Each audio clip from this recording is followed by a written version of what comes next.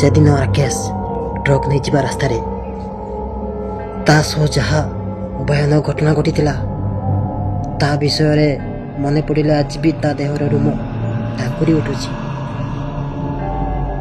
ଜୟ ଜଗନ୍ନାଥ। ନମସ୍କାର ଦର୍ଶକ ବନ୍ଧୁ। ଆଜିର କାହାଣୀଟି ଆମର ଜଣେ ସାଙ୍ଗ ତା ମାମୁଙ୍କ ସହ ଘଟି ଯାଇଥିବା ଘଟଣାକୁ ନେଇ କାହାଣୀଟି ବର୍ଣ୍ଣନା କରାଯାଇଛି। ତେବେ ଚାଲନ୍ତୁ କାହାଣୀଟି ଶୁଣିବା।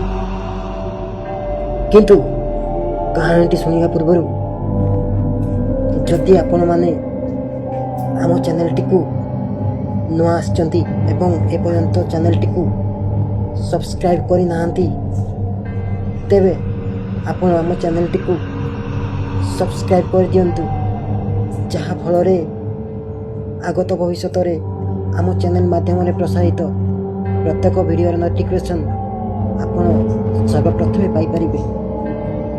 ତେବେ ଚାଲନ୍ତୁ ଶୁଣିବା ଆଜିର କାହାଣୀଟି। ରାକେଶ ଜଣେ ଅନୁଭବ ଟ୍ରକ୍ ଡ୍ରାଇଭର ଥିଲା।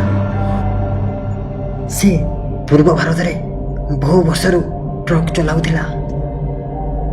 କିନ୍ତୁ ଗୋଟିଏ ରାତିର ଘଟଣାରେ ତାହାର ଜୀବନର ମୋଡ଼ ବଦଳିଗଲା।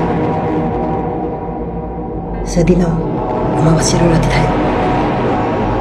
ସେ ସମୟରେ ଥଣ୍ଡା କାକର ପଡ଼ିଥାଏ।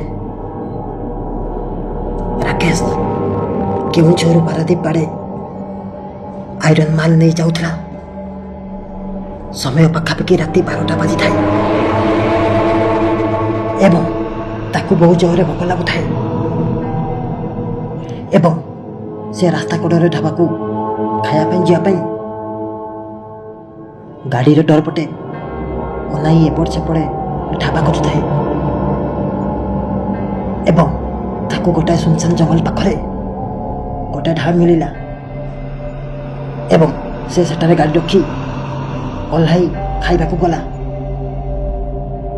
ଖାଇସାରି ପୁଣି ଥରେ ତା ଗନ୍ତବ୍ୟସ୍ଥଳକୁ ଯିବା ପାଇଁ ରେଡ଼ି ହେଲା ଏବଂ ଖାଇସାରି ଗାଡ଼ିରେ ବସି ଆଗକୁ ବଢ଼ିବାକୁ ଲାଗିଲା। ହାଇୱେ ରାସ୍ତା ଦେଖିବାକୁ ସୁନସାନ ଥିଲା। ରାସ୍ତାର କୋଡ଼ିରେ ରାସ୍ତା ଭଲ ଭାବରେ ଦେଖାଯାଉନଥାଏ। ସେ ସମୟରେ ଜଣେ ଝିଅ ରାସ୍ତା କଡ଼ରେ ଛିଡ଼ା ହୋଇଥିବାର ଦେଖିବାକୁ ମିଳିଲା। ଧଳା ଡ୍ରେସ୍, ମୁଣ୍ଡର ବାଳ ସାମ୍ନା ପଟେ ବିଛେଇକି ପଡ଼ିଥାଏ ଏବଂ ତାହାର ପାଦ ଦେଖାଯାଉନଥାଏ। ରାକେଶ ପ୍ରଥମେ ତାକୁ ଦେଖି ଅଣଦେଖା କଲା, କିନ୍ତୁ କିଛି ଦୂର ଗଲା ପରେ ସେହି ସମାନ ଝିଅଟି ପୁଣି ଥରେ ଦେଖିବାକୁ ମିଳିଲା। ଏବେ ସେ ରାସ୍ତା ମଝିରେ ଛିଡ଼ା ହୋଇଥିଲା। ସେ ଡରିଯାଇ ଗାଡ଼ିର ବ୍ରେକ୍ ମାରିବା ପରେ ଟ୍ରକ୍ରୁ ଚିତ୍କାର କରିବାର ଶବ୍ଦ ଆସିଲା।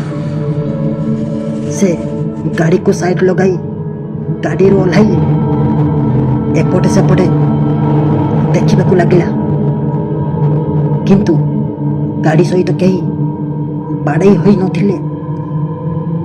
ରାକେଶ ଗାଡ଼ିର ଏପଟେ ସେପଟେ ଦେଖିବାକୁ ଲାଗିଲା, କିନ୍ତୁ ସେଠାରେ କେହି ନଥିଲେ। ଦେଖିବାକୁ ଚାରିପଟେ ସୁନସାନ ଏବଂ କୁହୁଡ଼ି ଭରା ରାସ୍ତା ଥିଲା।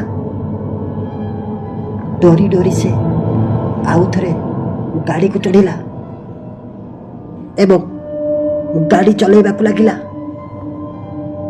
କିଛି ଦୂର ଗଲା ପରେ ସେ ସମୟରେ ପଛପଟ କାଚରେ ସେ ଝିଅଟି ଦେଖାଗଲା। ଟ୍ରକ୍ ଭିତରେ ତାର ଆଖି ଲାଲ ଦେଖାଯାଉଥାଏ ଏବଂ ମୁହଁ ରକ୍ତରେ ଭିଜି ଯାଇଥାଏ। ରାକେଶ ଏସବୁ ଦେଖି ଜୋର ଜୋରରେ ଚିତ୍କାର କରିବାକୁ ଲାଗିଲା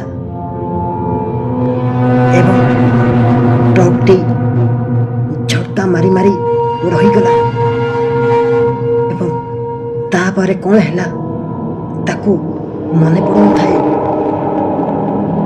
ସକାଳୁ ଟ୍ରକ୍ଟି ଗୋଟିଏ ରାସ୍ତା କଡ଼ରେ ଥିବା ବିଲ ମଝିରେ ଛିଡ଼ା ହୋଇଥିବାର ଦେଖିବାକୁ ମିଳିଲା। ଗାଡ଼ିର କବାଟ ଖୋଲା ଥିଲା ଏବଂ ରାକେଶ ବେଶ ହୋଇଥିବାର ଦେଖିବାକୁ ମିଳିଲା। ଗାଁ ଲୋକମାନେ କହିଲେ ଯେ ସେ ଯେଉଁ ରାସ୍ତାରେ ଗାଡ଼ିକୁ ନେଇ ଯାଉଥିଲା ସେହି ରାସ୍ତାରେ କିଛି ବର୍ଷ ପୂର୍ବେ ଗୋଟିଏ ଝିଅର ଆକ୍ସିଡେଣ୍ଟ ହୋଇଥିଲା ଏବଂ ସେ ସେହି ଆକ୍ସିଡେଣ୍ଟରେ ମରିଯାଇଥିଲା। ତେବେଠାରୁ ଅନେକ ଡ୍ରାଇଭର ଅଜୀବ ଘଟଣା ଘଟୁଥିବାର ଦେଖିବାକୁ ପାଇଥାନ୍ତି। ରାକେଶ ଆଜି ବି ବଞ୍ଚିଛି, କିନ୍ତୁ ସେହି ଘଟଣା ପରଠାରୁ ସେ କେବେ ବି ରାତିରେ ଗାଡ଼ି ଚଲାଏ ନାହିଁ। ଯଦି କାହାଣୀଟି ଆପଣଙ୍କୁ ଭଲ ଲାଗିଥିବ ତାହେଲେ ଆପଣ ଆମ ଚ୍ୟାନେଲକୁ ଲାଇକ୍, ସେୟାର ଏବଂ ଚ୍ୟାନେଲଟିକୁ ସବସ୍କ୍ରାଇବ୍ କରିଦିଅନ୍ତୁ। ଧନ୍ୟବାଦ ଆପଣ ଆମର ଭିଡ଼ିଓଟିକୁ ଦେଖିଥିବାରୁ।